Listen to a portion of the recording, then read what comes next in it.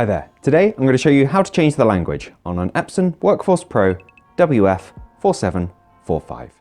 Now this is nice and simple. We're done from the printer itself using nothing but the touchscreen you can see here.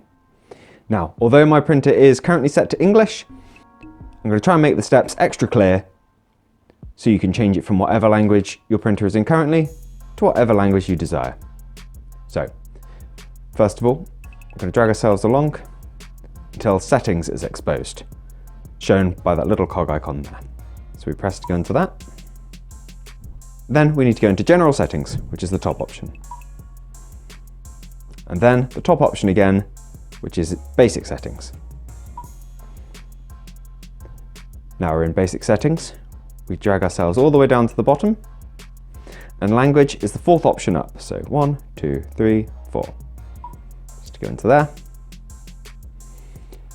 And if you've got a big long list, you can just scroll up and down until you see the language you are looking for. The name of the language should always be written in such a way that somebody that speaks it can read it. So it should be very evident as you scroll by. English isn't right at the top like it is on some machines. It's part of the way down. You see there's a few options above it. But as I say, should be readable for you if that's what you're going for.